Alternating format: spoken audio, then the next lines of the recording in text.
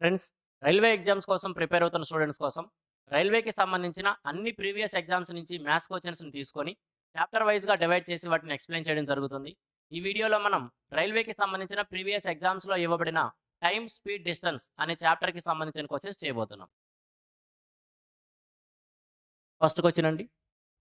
A student reaches school on his bicycle in 3/2 hours at a speed of 8 kilometers per hour. On the return journey, he rests for half an hour and takes a route which is 1 kilometer shorter. What should be the percentage increase in the speed of the bicycle so that he reaches home in the same time? A student reaches school on his bicycle in 3/2 hours at the speed of 8 kilometers per hour. ఒక విద్యార్థి అంట తన cycle పైన 8 kilometre per hour వేగంతో ప్రయాణిస్తూ అతని యొక్క పాఠశాలకి 3/2 గంటల్లో చేరుకుంటాడంట. On the return journey, he rests for half an hour and takes a route which is 1 kilometer shorter. ఇక ఇంటికి తిరిగి వచ్చేటప్పుడు అతను 1 కిలోమీటర్ తక్కువ దూరం ఉండే మార్గాన్ని ఎంచుకొని ఒక అరగంట సేపు రెస్ట్ తీసుకొని అతని యొక్క ఇంటికి తిరిగి వస్తాడు. What should be the percentage increase in the speed of the bicycle so that he reaches home in the same time. అతనేమో అక్కడ అరగంట సేపు రెస్ట్ తీసుకున్నాడండి. మరి ఇంటికి అదే టైంకి తిరిగి రావాలంటే ఖచ్చితంగా వేగం పెంచాలి కదా. క్వశ్చన్లో కూడా అదే అడుగుతున్నాడు. మరి ఇంటికి అదే సమయంలో తిరిగి రావాలి అంటే అతని యొక్క వేగం ఎంత శాతం పెంచుకోవాలి అనేది క్వశ్చన్. ముందుగా చూడండి, అతను ఏం చేశాడు, 8 కిలోమీటర్ పర్ అవర్ వేగంతో 3/2 గంటల పాటు ప్రయాణిస్తే అతని యొక్క పాఠశాలకి లేదా స్కూల్కి వెళ్ళాడు. అంటే ఇంటి నుంచి పాఠశాల దాకా ఎంత దూరం ఉంది, లేదా అతను ప్రయాణిస్తున్న దూరాన్ని కనుక మనం చూస్తున్నట్లయితే దూరం ఎలా తీసుకోవచ్చండి. At the rate of 8 kilometres per hour అతను 3/2 గంట పాటు ప్రయాణించాడు. కాబట్టి 8 స్పీడ్తో 3/2 గంటల్లో అతను ప్రయాణించిన దూరం ఏమైంది, 2 1 2 4 కొట్టేయచ్చు. కాబట్టి ఏం చెప్పొచ్చు, 12 కిలోమీటర్ల దూరం అతను ప్రయాణిస్తున్నాడు. అంటే ఇంటి నుంచి స్కూల్ దాకా 12 కిలోమీటర్ల దూరం ఉంది. ఇక తిరిగి వచ్చేటప్పుడు అతను 1 కిలోమీటర్ తక్కువ దూరం ఉండే మార్గాన్ని ఎంచుకున్నాడు. కాబట్టి ఈసారి అతను ప్రయాణించాల్సిన దూరం ఏమవుతుంది, నిజానికి ఉన్న దూరం 12 కిలోమీటర్లు, కానీ ఇంటికి తిరిగి వచ్చేటప్పుడు 1 కిలోమీటర్ తక్కువ మార్గం ఎన్నుకున్నాడు. కాబట్టి అతను ఈసారి 11 కిలోమీటర్ల దూరాన్ని ప్రయాణించాలి. అరగంట సేపు రెస్ట్ తీసుకున్నాడు. వెళ్ళేటప్పుడు అతనికి పట్టిన టైం ఎంత అంటే 3/2 అంటే గంటన్నర కదండి. 3/2 అంటే గంటన్నర. ఈసారి అరగంట సేపు రెస్ట్ తీసుకున్నాడు. మరలా అదే టైంకి ఇంటికి రావాలి అనుకుంటున్నాడు. అతనికి ఉన్న గంటన్నర టైంలో అరగంట సేపు రెస్ట్ తీసుకొని అతను కన్జ్యూమ్ చేసేసాడు. కాబట్టి ఇక అతని దగ్గర కేవలం 1 గంట మాత్రమే టైం ఉంది. మరి ఈ 1 గంటలో అతను 11 కిలోమీటర్ల దూరం ప్రయాణించాలి అంటే అతని యొక్క స్పీడ్ ఏమవ్వాలండి. చూడండి, స్పీడ్ అంటే ఏమిటి, ఒక పర్టికులర్ యూనిట్ ఆఫ్ టైంలో మనం ప్రయాణించే దూరాన్నే స్పీడ్ అంటాం. ఇక్కడ కూడా అతని దగ్గర ఉంది 1 గంట, అతను ప్రయాణించాల్సిన దూరం 11 కిలోమీటర్లు. కాబట్టి 11 కిలోమీటర్లని 1 గంటలో కనుక ప్రయాణిస్తే అతని యొక్క స్పీడ్ ఏమంటాం, 11 కిలోమీటర్ పర్ అవర్. గంటకి 11 కిలోమీటర్ల వేగంతో ప్రయాణించినట్టు. వాడు ఏమడుగుతున్నాడు, స్పీడ్ని ఎంత శాతం పెంచాలి అనేది క్వశ్చన్. ఒరిజినల్గా అతని యొక్క స్పీడ్ ఎంత అండి, ఒరిజినల్గా అతని యొక్క స్పీడ్ 8 కిలోమీటర్స్ పర్ అవర్ అని లెక్కలోనే ఇచ్చాడు. రిటర్న్ జర్నీలో అరగంట సేపు వేస్ట్ చేసుకున్నాడు. కాబట్టి అతని యొక్క స్పీడ్ని 11 కిలోమీటర్స్ పర్ అవర్ వేగంతో రావడం జరుగుతుంది. కాబట్టి స్పీడ్ ఎంత పెంచాడు, 8 ఉండే స్పీడ్ని 11 చేశాడు. ఎంత పెంచాడంటే 3 పెంచాడు. ఎక్కడి నుంచి, 8 నుంచి. ఈ 3 8లో ఎంత శాతం ఉంటుందంటే మనందరికీ తెలుసు, పర్సంటేజ్లో నేర్చుకుంటాం. 1/8 అంటే ఎంత అండి, 12.5%. అది తప్పనిసరిగా తెలవాలి. 1/8 అంటే 12.5%. కాబట్టి ఇప్పుడు 3/8 అంటే 1/8కి 3 టైమ్స్. కాబట్టి 12.5కి 3 టైమ్స్, దట్ ఈస్ 37.5%. అతని యొక్క స్పీడ్ని 37.5% పెంచి ప్రయాణించాలి. That is option B. Okay, మంచి క్వశ్చన్ అండి. Next one. Sachin and Anil started walking at the same time towards Kalka, which is 50 kilometers away from Chandigarh. The speed of Sachin is 6 kilometers per hour less than that of Anil. Anil reaches Kalka and immediately starts walking back to Chandigarh. On the way, he meets Sachin at a distance of 20 kilometers from Kalka. Find the speed of Sachin. Sachin and Anil started walking at the same time towards Kalka, which is 50 kilometers away from Chandigarh. Sachin మరియు అనిల్ అనే ఇద్దరు వ్యక్తులంట చండీగఢ్ నుంచి 50 కిలోమీటర్ల దూరంలో ఉన్న కల్కా అనే ప్రదేశానికి చండీగఢ్ నుంచి ఒకే సమయంలో తమ యొక్క ప్రయాణాన్ని ప్రారంభించారు. ద స్పీడ్ ఆఫ్ సచిన్ ఈ 6 kilometres less than that of Anil. Sachin యొక్క వేగము అనిల్ యొక్క వేగం కంటే 6 కిలోమీటర్స్ పర్ అవర్ తక్కువ ఉంది. అనిల్ రీచెస్ కల్కా and immediately starts walking back to Chandigarh. ఈ అనిల్ అనే వ్యక్తి సచిన్ కంటే ముందే ఆ కల్కా అనే ప్రదేశానికి వాళ్ళ యొక్క డెస్టినేషన్కి చేరుకున్నాడు. చేరుకొని అక్కడ నుంచి మరలా తిరిగి వారి యొక్క స్టార్టింగ్ పాయింట్ ఏదైతే ఉందో చండీగఢ్కి రావాలనే ఉద్దేశంతో వెనక్కి వస్తూ ఉన్నాడు. ఆ టైంలో సచిన్ ఇంకా వెళ్తూనే ఉన్నాడు. On the way he meets Sachin at a distance of 20 kilometres from కల్కా. ఇక ఈ మార్గ మధ్యంలో ఆ అనిల్ తిరిగి వస్తూ సచిన్ని కల్కా నుంచి 20 కిలోమీటర్స్ దూరంలో సచిన్కి ఎదురుపడ్డాడు. వాళ్ళిద్దరు మీట్ అయ్యారు. Find the speed of Sachin. మరి సచిన్ యొక్క వేగం ఎంత? ఫ్రెండ్స్, ఎగ్జాక్ట్గా ఇదే మోడల్ క్వశ్చన్స్ రైల్వే ఎగ్జామ్స్లోనే కాదు, staff selection commission SSC conduct చేసే ఎగ్జామ్స్లో కూడా చాలా ఫ్రీక్వెంట్గా ఇస్తూ ఉన్నాడు. ఒక 2 షిఫ్ట్లో ఎగ్జామ్ జరిగితే ఒక షిఫ్ట్లో ఖచ్చితంగా ఇటువంటి మోడల్ క్వశ్చన్ ఉంటూ ఉంది.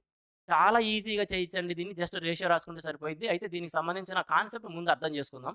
ఈ క్వశ్చన్కి సంబంధించిన కాన్సెప్ట్ అర్థం చేసుకొని వన్స్ కాన్సెప్ట్ ద్వారా ఇక మనం జస్ట్ 2 స్టెప్స్లోనే దీన్ని సాల్వ్ చేసుకోవచ్చు. జస్ట్ రేషియో రాసుకుంటే సరిపోయింది. మరి ఆ రేషియో ఎలా రాయాలో చూద్దాం. ముందుగా ఏమంటున్నారండి, ఇక్కడ చండీగఢ్ అనే ప్రదేశం నుంచి కల్కా అనే ప్రదేశానికి వాళ్ళు బయలుదేరాలి. చండీగఢ్ అనే ప్రదేశం నుంచి కల్కా అనే ప్రదేశానికి వెళ్ళాలి. దూరం ఎంత ఉంది? 50 కిలోమీటర్ల దూరం ఉంది.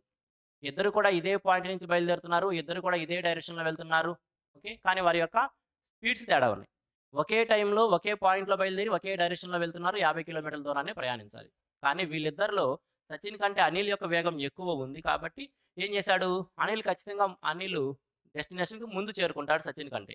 కాబట్టి ముందు చేరుకున్న వాడు ఏం చేశాడు? మరలా వెనక్కి తిరిగి వస్తున్నాడు. అంటే అనిల్ ఈ మార్గం అంతా వెళ్ళాడు. అంటే 50 కిలోమీటర్లు ప్రయాణించాడు.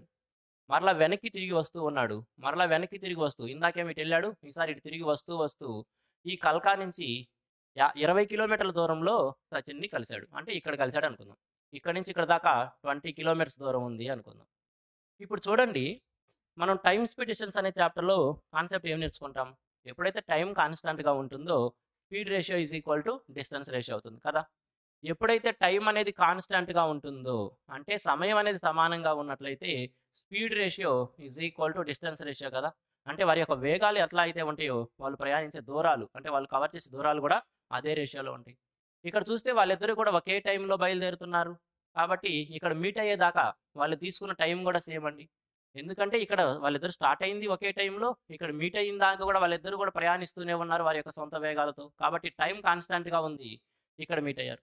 అంటే అనిల్ అనే వ్యక్తి ఇటువైపు వెళ్ళినప్పుడు ఒక 50 కిలోమీటర్లు ప్రయాణించాడు. అదేవిధంగా తిరుగు ప్రయాణంలో ఈ పాయింట్ నుంచి కల్కా అనే డెస్టినేషన్ 20 కిలోమీటర్స్ ఉందంటే ఆ 20 కిలోమీటర్లు కూడా అనిల్ ప్రయాణించినట్టే కదా.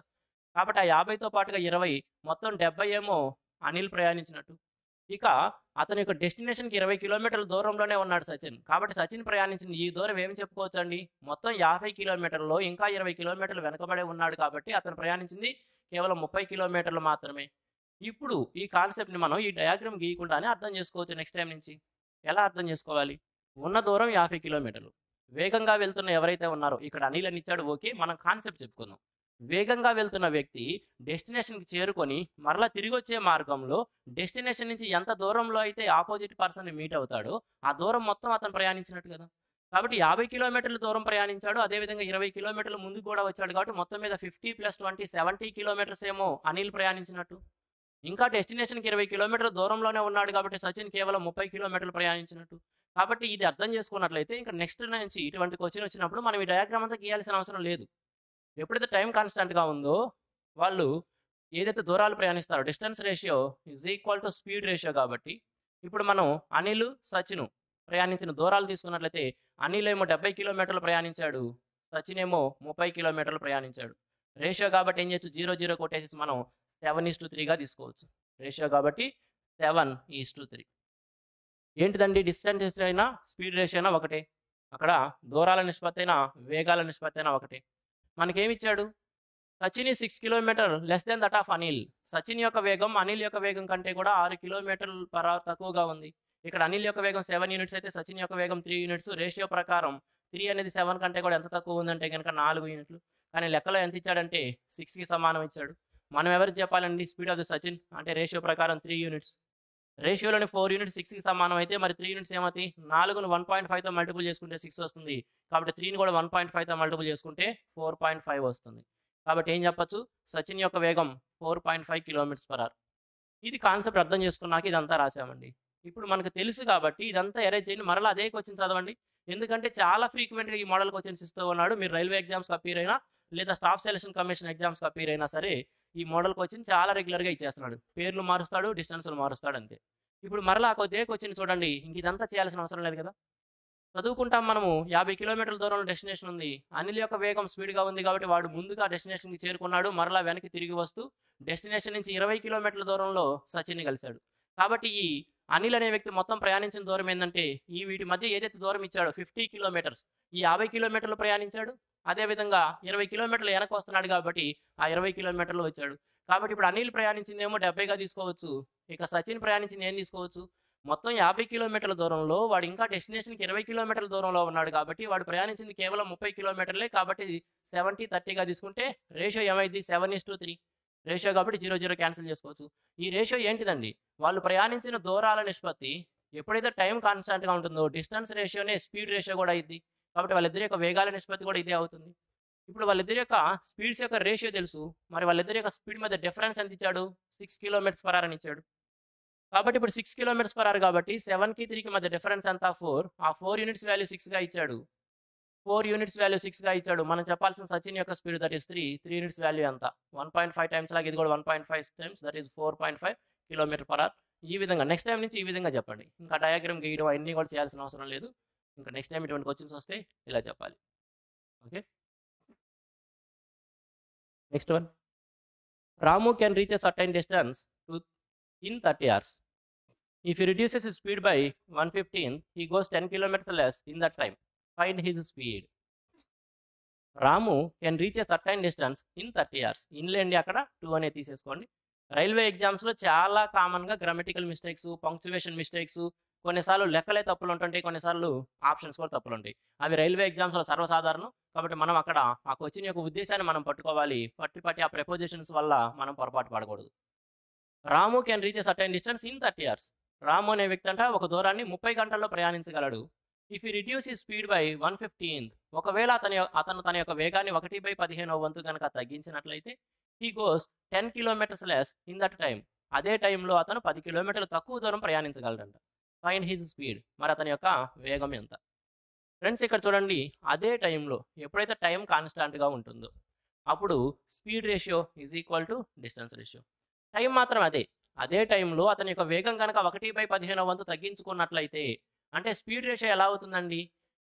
ఒరిజినల్ 15 అయితే దానికి 1 తగ్గించుకుంటున్నాడు. కాబట్టి స్పీడ్ రేషియో ఏమవుతుంది? 15 ఉండాల్సింది 1 తగ్గిస్తే 14గా వెళ్తుంది. ఎప్పుడైతే టైం కాన్స్టాంట్గా ఉంటుందో speed ratio is equal to distance ratio అవుతుంది. అంటే అతను అంతకుముందు 15 కిలోమీటర్లు ప్రయాణించగలిగితే ఇప్పుడు 14 కిలోమీటర్లే ప్రయాణించగలడు.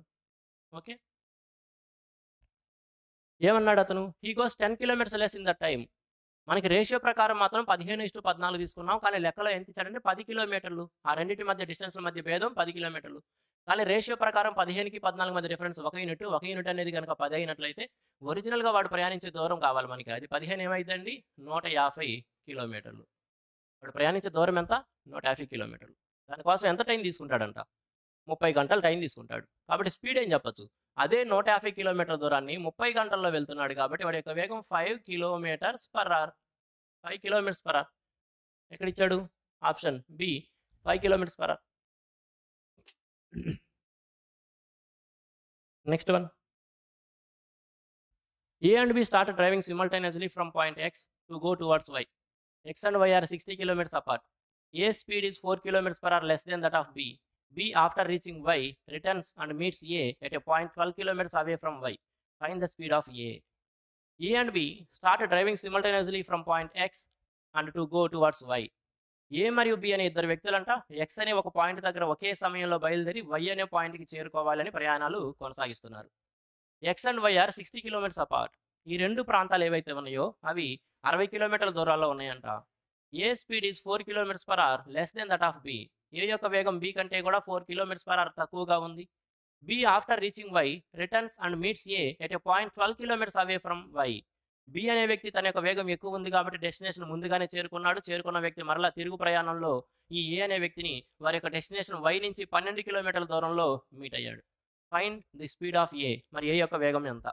చెప్పాను కదండి, ఈ మోడల్ క్వశ్చన్స్ చాలా ఫ్రీక్వెంట్గా ఇస్తాడు. ఏదైతే మనం ఇంతకుముందు చేసామో ఈ క్వశ్చన్ ఏదైతే ఉందో రెండో క్వశ్చన్, దీని కాన్సెప్ట్ చెప్పాను, ఎగ్జామ్ పాయింట్ ఆఫ్ వ్యూ ఎలా చేయాలో చెప్పాను. ఈసారి జస్ట్ ఆ question exam point of view ఎలా చేయాలో ఇక్కడ నేర్చుకున్న దాని ప్రకారం చేసేద్దాం. మొత్తం డిస్టెన్స్ 60 కిలోమీటర్లు అండి. బి యొక్క వేగం ఎక్కువ ఉంది కాబట్టి బి 60 కిలోమీటర్లు ప్రయాణించాడు. మరలా తిరుగు ప్రయాణంలో 12 కిలోమీటర్లు ముందుకు వచ్చేసి ఏని కలిశాడు. కాబట్టి ఇక్కడ ఏబి ఇద్దరు కూడా ప్రయాణించిన దూరాలు తీసుకున్నట్లయితే ఏబి ఇద్దరు ప్రయాణించిన దూరాలు డిస్టెన్స్ రేషియో కనుక తీసుకున్నట్లయితే మనం ఏ అనే వ్యక్తి ఇంకా డెస్టినేషన్ 12 కిలోమీటర్ల దూరంలో ఉన్నాడు. మొత్తం డెస్టినేషన్ 60 కిలోమీటర్స్. 60లో వాడు ఇంకా 12 ప్రయాణించాల్సి ఉంది కాబట్టి ఏ ప్రయాణించింది కేవలం 48 మాత్రమే. వేరాజ్ బి ఏం చేశాడు 60 కిలోమీటర్లు వెళ్ళిపోయాడు, మరలా తిరుగు ప్రయాణంలో 12 కిలోమీటర్లు ముందు కూడా వచ్చాడు. అంటే వాడు 60 + 12 దట్ ఈస్ 72 కిలోమీటర్స్ వాడు ప్రయాణించాడు. కాబట్టి వీటన్నిటి యొక్క రేషియో ఎలా తీసుకోవచ్చండి? సింప్లిఫై చేసుకుంటే 24 రెళ్ళు 24 మూళ్ళు 2:3 రేషియో తీసుకోవచ్చు. ఈయన unit of time distance ratio is equal to speed ratio అయింది. అదే స్పీడ్ రేషియో కూడా అయిద్దండి. కాబట్టి 2:3 అనేది స్పీడ్ రేషియో ఏకి బికి. లెక్కలో ఏమిచ్చాడు? ఏ యొక్క వేగం బి కంటే 4 కిలోమీటర్స్/h తక్కువ ఉంది. ఎవరికి చెప్పాలి మనం? ఏ యొక్క వేగం చెప్పాలి. రేషియో ప్రకారం 3 కంటే 2 అనేది ఎంత తక్కువ ఉందండి? 1 యూనిట్. ఆ 1 యూనిట్ వాల్యూ 4 అయినట్లయితే ఏ యొక్క వేగం అంటే 2 యూనిట్స్ వాల్యూ ఎంత అయిందండి? 8. అదే మనకు కావాల్సింది. 8 కిలోమీటర్స్/h ఇది speed of A. Okay, exam ఇలా చేయాలి, చాలా ఈజీగా చేసేయచ్చు. Next one. 2 boys Rishi and Vamsi start at the same time to ride from Lucknow to Kanpur, that is 95 kilometers away. Rishi travels 5 km/h slower than Vamsi. Vamsi reaches Kanpur and immediately start to travel back. On his return journey, he meets Rishi, who is 25 kilometers away from Kanpur. Find Rishi's speed. 2 boys Rishi and Vamsi start at the same time to ride from Lucknow to Kanpur, that is 95 kilometers away. Rishi మరియు వంశీ అనే ఇద్దరు వ్యక్తులంట లక్నో నుంచి కాన్పూర్ వెళ్ళాలనే ఉద్దేశంతో లక్నో నుంచి ఒకే టైంలో తమ యొక్క ప్రయాణాన్ని ప్రారంభించారు. ఈ లక్నో నుంచి కాన్పూర్ మధ్య ఉన్న దూరం 95 కిలోమీటర్లు. Rishi travels 5 km/h slower than Vamsi. ఈ రిషి అనే వ్యక్తి వంశీ కంటే కూడా 5 km/h తక్కువ వేగంతో ప్రయాణిస్తాడు. ఇక వంశీ యొక్క వేగం ఎక్కువగా ఉంది కాబట్టి Vamsi reaches Kanpur and immediately start to travel back. ఈ వంశీ అనే అతను ముందుగానే కాన్పూర్ చేరుకొని అక్కడి నుంచి మరలా తిరుగు ప్రయాణం కూడా స్టార్ట్ చేశాడు. On the return journey he meets Rishi who is 25 kilometers away from Kanpur. ఇక తిరుగు ప్రయాణంలో ఈ వంశీ అనే వ్యక్తి ఆ రిషి స్లోగా వెళ్తున్న రిషి అనే వ్యక్తిని కాన్పూర్ నుంచి 25 kilometers దూరంలో మీట్ అయ్యాడు. అటువంటిప్పుడు రిషి యొక్క వేగం ఎంత? ఏదైతే మనం ఇప్పటి వరకు 2 క్వశ్చన్స్ చేస్తామో ఎగ్జాక్ట్ అటువంటి క్వశ్చన్ అండి. కాబట్టి ఇక్కడ రిషికి వంశీకి డిస్టెన్స్ రేషియో అయినా స్పీడ్ రేషియో ఒకటే అవుతుంది. మొత్తం 95 కిలోమీటర్ల దూరంలో వంశీ అనే వ్యక్తి 95 కిలోమీటర్లు వెళ్ళిపోయాడు, మరలా వెనక్కి 25 కిలోమీటర్లు వచ్చాడు. కాబట్టి వంశీ ప్రయాణించిన దూరం మొత్తం ఏం చెప్పుకోవచ్చు అండి? 120 కిలోమీటర్లు. వంశీ ప్రయాణించింది అయితే 120 కిలోమీటర్లు. అదే 95 కిలోమీటర్లలో ఈ రిషి ఇంకా 25 కిలోమీటర్ల దూరం ప్రయాణించాల్సి ఉంది. కాబట్టి రిషి ప్రయాణించింది ఎంత దూరం అండి? కేవలం 70 కిలోమీటర్లు. వాడు ప్రయాణించింది 70. దాని కనుక రేషియో కనుక తీసుకున్నామంటే మనం సింపుల్గా ఏం చెప్పొచ్చు? 7:12 అనేది రేషియో అవుతుంది. ఏంటిది అది? డిస్టెన్స్ రేషియోనే స్పీడ్ రేషియో కూడా అవుతుంది. ఇక మీదట వెళ్ళే కొద్దీ మనం ఈ డిస్టెన్స్ రేషియో, స్పీడ్ రేషియో ఇవి కూడా తగ్గించుకోవాలి. మనం ఏం రాస్తున్నాము, అక్కడ రాసిన నెంబర్స్ వేటిని రిప్రజెంట్ చేస్తున్నాయి అనేది మనకు తెలవాలి. ఆ తెలవడమే లెక్కలు రావడం అంటే. అంతేగాని ప్రతిసారి డిస్టెన్స్ రేషియో, స్పీడ్ రేషియో ఇవన్నీ కాదండి. అవి కూడా తగ్గించుకోండి ఇంక మీరు. కాబట్టి 7:12 వాళ్ళ యొక్క డిస్టెన్స్ రేషియో అయినా స్పీడ్ రేషియో ఉంటుంది. Rishi travels 5 km/h slower than Vamsi. Rishi అనే వ్యక్తి వంశీ కంటే కూడా 5 km/h స్లో అంటున్నాడు. రేషియో ప్రకారం చూసుకున్నట్లయితే 7 అనేది 12 కంటే కూడా ఎంత తక్కువ ఉందంటే 5. లెక్కలో కూడా ఏమి ఇస్తున్నాడు? 5 km/h తక్కువ అంటున్నాడు. రిషి యొక్క వేగం చెప్పాలి. రేషియో ప్రకారం 7 యూనిట్స్ వాల్యూ ఏమైంది? 7 అయింది. కాబట్టి ఏం చెప్పొచ్చు? 7 km/h ఇది speed of Rishi. Okay, next one. A salesman has to cover 6 kilometers in 3/4 of hour. If he covers half of the distance in 2/3 of the total time, then what must be his speed in kilometers/h to cover the remaining distance in the remaining time? A salesman has to cover 6 kilometers in 3/4 hour. ఒక salesmen అంట మొత్తం 6 కిలోమీటర్ల దూరాన్ని 3/4 గంటల్లో ప్రయాణించాలి. If he covers half of the distance in 2/3 of the total time, ఒకవేళ అతను మొత్తం దూరంలో సగం దూరాన్ని మొత్తం అతనికి ఉన్న టైంలో 2/3 వంతు టైంలో ప్రయాణించినట్లయితే then what must be his speed in kilometres per hour to cover the remaining distance in the remaining time. ఇక మిగిలిన దూరాన్ని మిగిలిన టైంలో ప్రయాణించాలంటే అతని యొక్క వేగం ఏమవ్వాలి అనేది క్వశ్చన్. చూడండి, అతను మొత్తం ప్రయాణించాల్సినది మాత్రం 6 కిలోమీటర్స్. దానికోసం అతని దగ్గర ఉన్న టైము 3/4 ఆఫ్ ది అవర్ అంటే 30 గంట ఉంది. ఈ covers half of the distance, అతను సగం దూరం కవర్ చేసేసాడు. In 2/3 of the total time, అతని దగ్గర ఉన్న మొత్తం టైంలో 2/3 వంతు టైంని ఉపయోగించేసుకొని సగ దూరం ప్రయాణించేశాడు. చూడండి, మొత్తం 6 కిలోమీటర్లలో అతను సగ దూరం వెళ్ళిపోయాడు. కాబట్టి ఇక అతను ప్రయాణించాల్సింది ఎంత ఉందండి? కేవలం 3 కిలోమీటర్సే. అతను ప్రయాణించాల్సిన దూరం ఇంకా 3 కిలోమీటర్సే ఉంది. ఈ 3 కిలోమీటర్స్ ప్రయాణించడానికి అతని దగ్గర ఎంత టైం ఉంది? ఎంత టైం ఉందంటే అతని దగ్గర మొత్తానికి ఉన్న టైం ఏమో 3/4 ఆఫ్ ది అవర్. అతని దగ్గర ఉన్న మొత్తం టైం అయితే కనుక ఆ ప్రయాణం మొత్తం కోసం అతని దగ్గర ఉన్న టైము 3/4. దాంట్లో 2/3 వంతు అతను కన్జ్యూమ్ చేసేసాడు. ఇక మిగిలింది ఏంది? 2/3 వంతు వాడేశాడు కాబట్టి ఇంకా 1/3 ఆఫ్ ది టైం ఉంటుంది. దేంట్లో టోటల్ టైం అతని దగ్గర ఏదైతే ఉందో 3/4, దాంట్లో 1/3 టైం ఉంటుంది. కాబట్టి ఏం చెప్పుకోవచ్చు అండి? జస్ట్ 1/4 ఆఫ్ ది అవర్ ఉంది, పావు గంట ఉంది. ఈ 3 కిలోమీటర్ల దూరాన్ని అతను పావు గంటలోనే ప్రయాణించాలి. కాబట్టి ఆ 3 కిలోమీటర్ల దూరాన్ని టైమ్‌తో అంటే 1/4తో డివైడ్ చేసుకుంటే 4 మరలా పైకెళ్తుంది కాబట్టి ఏం చెప్పొచ్చు? ఎంత వేగంతో ఎళ్ళాలి? 12 కిలోమీటర్స్ పర్ అవర్ వేగంతో ప్రయాణించాలి. 12 కిలోమీటర్స్ పర్ అవర్ చాలా ఈజీగా చెప్పేయచ్చండి. టైమ్ స్పీడ్ డిస్టెన్స్ సంబంధించిన టైము, స్పీడు, డిస్టెన్స్ వీటి మధ్య రిలేషన్ ఏమిటి అని మనకు తెలిస్తే గనక ఈజీగా చెప్పేయచ్చు ఈ క్వెషన్. ఇంక అంతకుమించి చెప్పడానికి ఏం లేదు, చేయడానికి ఏం లేదు దాంట్లో. Option C 12 is the correct answer. Next one. 2 buses from a house run at a speed of 25 kilometers per hour at an interval of 15 minutes. How much more speed kilometers per hour does a woman coming from the opposite side of the house have to walk so that the buses meet at an interval of 10 minutes? 2 buses from a house run at a speed of 25 kilometers per hour at an interval of 15 minutes. ఒక depot నుంచి బయలుదేరుతున్న buses అంట 25 kilometres per hour వేగంతో ప్రయాణిస్తాయి. అదేవిధంగా ప్రతి bus కూడా 15 నిమిషాల గ్యాప్‌తో తన యొక్క ప్రయాణాన్ని స్టార్ట్ చేసింది. అంటే ఒక డిపో నుంచి లేదా ఒక బస్ స్టేషన్ నుంచి బస్సులు అనేవి ప్రతి 15 నిమిషాలకు ఒకసారి ఒక్కొక్క బస్సు చొప్పున వెళ్తూ ఉంటాయి. ప్రతి బస్సు యొక్క వేగం కూడా 25 కిలోమీటర్స్ పర్ అవర్.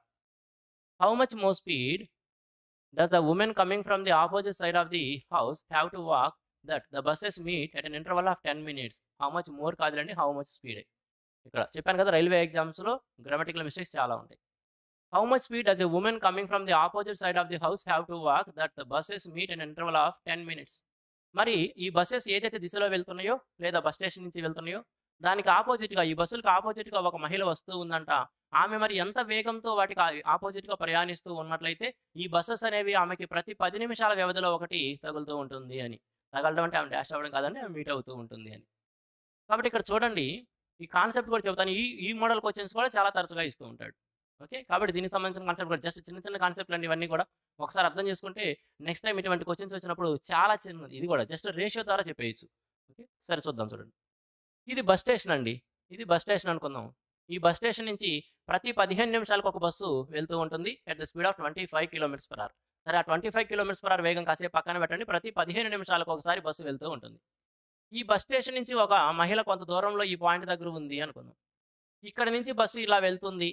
తర్వాత మరలా ఇక్కడే బయలుదేరిన బస్సు మరలా ఇదే వెళ్తుంది. ఇక్కడ ఒకవేళ ఆమె ఇక్కడే గనుక కూర్చొనున్నట్లయితే, ఆమె ముందుగా బస్ స్టాండ్ నుంచి కొంత దూరంలో ఉందండి. ఒకవేళ ఆమె కదలకుండా అదే ప్రదేశంలో గనుక ఉన్నట్లయితే ప్రతి 15 నిమిషాలకి గ్యాప్‌తో స్టార్ట్ అవుతున్న బసెస్ అనేవి ఈ పాయింట్ నుంచి కూడా ప్రతి 15 నిమిషాలకి ఒకటి చొప్పున వెళ్తూ ఉండేది. అంటే ఆమె గనక ఇక్కడ కదలకుండా కూర్చున్నట్లయితే ఆమెను ప్రతి బస్సు కూడా 15 నిమిషాల వ్యవధితోనే మీట్ అవుతూ లేదా క్రాస్ చేస్తూ ఉండేది. కానీ ఆమె అక్కడ కామ్‌గా కూర్చోలేదు. ఆమె ఏం చేసింది, బస్ స్టేషన్‌కి ఈ విధంగా వస్తూ ఉంది. అంటే ఈ బసెస్ వెళ్తున్న మార్గానికి ఆపోజిట్‌లో ఆమె కూడా కొంత వేగంతో ప్రయాణిస్తూ ఉంది. అందువల్ల ఏం చేసిందంటే ఈ బసెస్ అనేవి ప్రతి 15 నిమిషాలకు ఒకటి వెళ్తూ ఉన్నా కూడా ఆమెకి మాత్రం ప్రతి 10 నిమిషాలకు ఒకటి ఎదురుపడుతూ ఉంది. నిజానికి బసెస్ అనేవి ప్రతి 15 నిమిషాలకు ఒకటి ప్రతి 15 నిమిషాల గ్యాప్‌తో ఒకటి వెళ్తూ ఉంది. ఆమె ఎదురుగా కొంత వేగంతో రావడం వలన ఆమెకి కేవలం ప్రతి 10 నిమిషాలకు ఒకటి మీట్ అవుతూ ఉంది. చూడండి, ఇప్పుడు ఇక్కడ ఒకవేళ మరలా చూడండి, ఈ పాయింట్ నుంచి వెళ్తున్న బస్సెస్ ఈ పాయింట్‌లో ఉన్న మహిళ ఇక్కడే గనక కూర్చొని ఉన్నట్లయితే 15 నిమిషాలకే కలిసేవి. కానీ ఆమె కొంత ముందుకు వస్తూ బస్సుని 10 నిమిషాల్లోనే కలిసిందంటే సంథింగ్ ఏదో ఈ పాయింట్‌లో కలిసింది బస్సుని అనుకుందాం. ఈ పాయింట్‌లో బస్సు అదేవిధంగా వుమెన్ ఇద్దరు మీట్ అయ్యారు అనుకుందాం.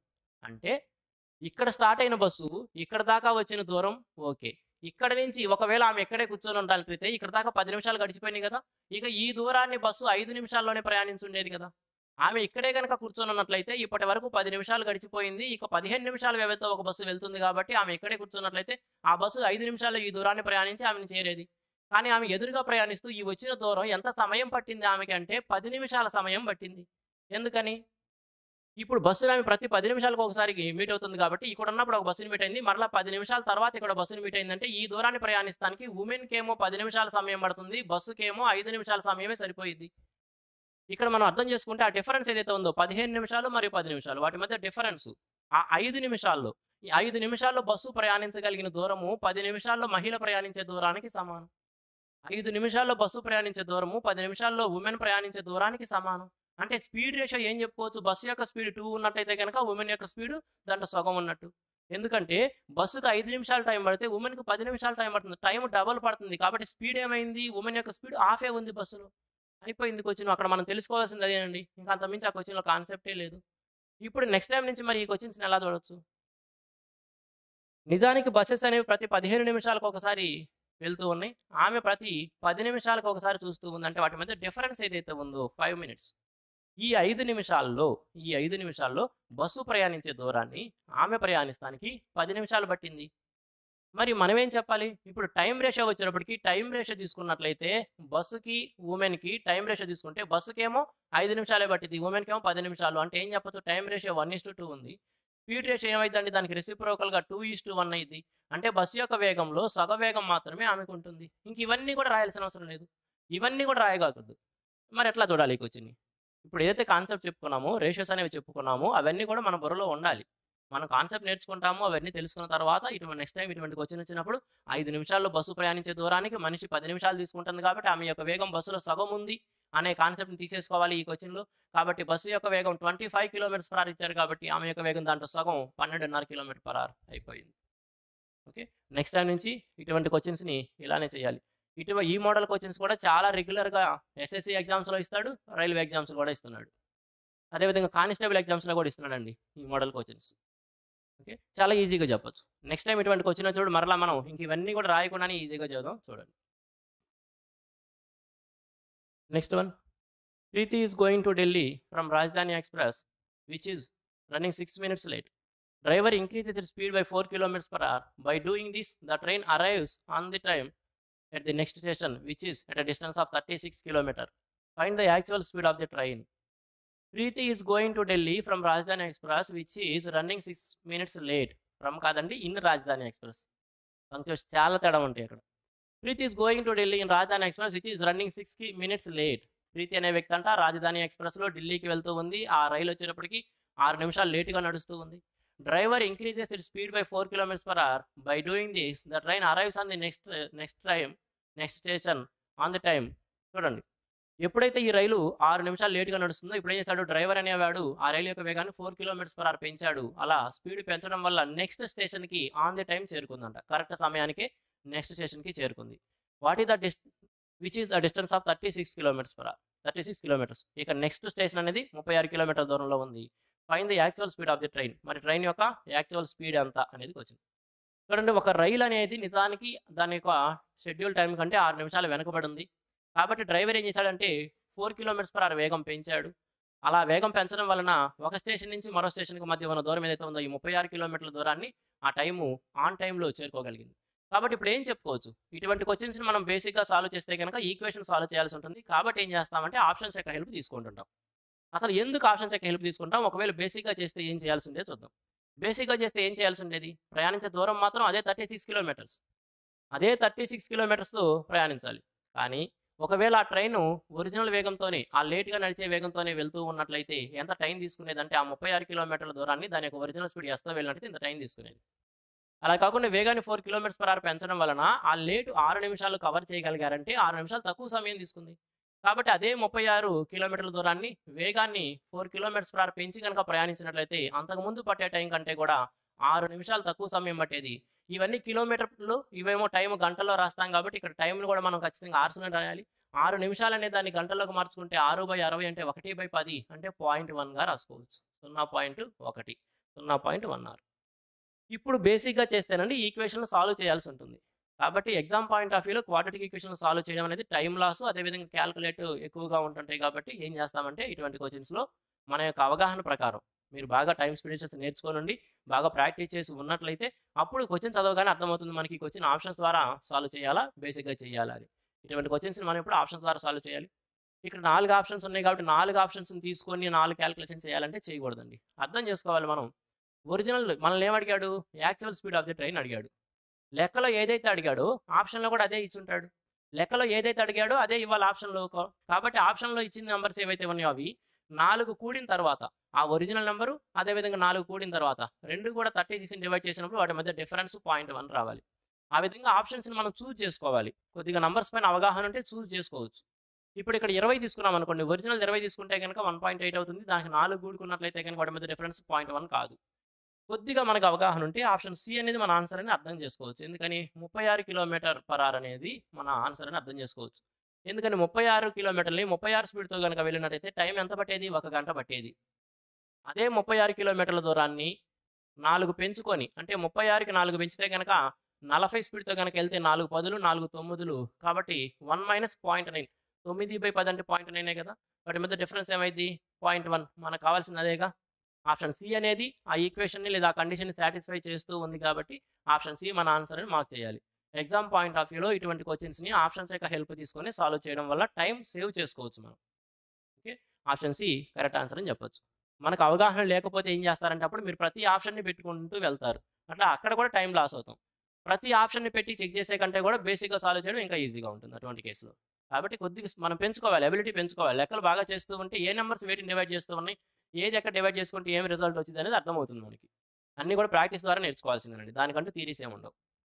ఫ్రెండ్స్, రైల్వే ఎగ్జామ్స్ కోసం ప్రిపేర్ అవుతున్న స్టూడెంట్స్ కోసం రైల్వేకి సంబంధించిన అన్ని ప్రీవియస్ ఎగ్జామ్స్ నుంచి మ్యాథ్స్ క్వెషన్స్‌ని తీసుకొని వాటిని చాప్టర్ వైస్‌గా డివైడ్ చేస్తూ చాప్టర్ వైస్‌గా మొత్తం సుమారు 4000 క్వెషన్స్‌ని ఎక్స్‌ప్లెయిన్ చేస్తూ ఒక కంప్లీట్ కోర్స్ నేను ప్రొవైడ్ చేయడం జరుగుతుంది. ఈ కోర్సులో మీకు గత నోటిఫికేషన్‌లో రైల్వేకి సంబంధించిన NTPC, RPF, SI, constable, ALP technician, group D అన్ని ఎగ్జామ్స్‌కి సంబంధించిన పేపర్స్‌లో నుంచి ఏవైతే మ్యాథ్స్ క్వెషన్స్ ఇచ్చాడో, మ్యాథ్స్ అంటే ఇక్కడ అర్థమెటిక్, ప్యూర్ మ్యాథ్స్ అన్నీ కలిపండి. అన్నిటి నుంచి కూడా సుమారుగా ఒక 4000 క్వెషన్స్‌ని తీసుకొని వాటన్నిటిని కూడా అన్ని మోడల్స్ కవర్ అయ్యే విధంగా చాప్టర్ వైస్‌గా డివైడ్ చేసి ఈ కోర్సులో ప్రతి క్వెషన్‌ని కూడా ఎక్స్‌ప్లెయిన్ చేయడం జరుగుతుంది. ఈ కోర్స్ అనేది ఆల్రెడీ మార్చి 1 తారీఖున స్టార్ట్ అయిందండి. కోర్సు రన్ అవుతూ ఉంటుంది.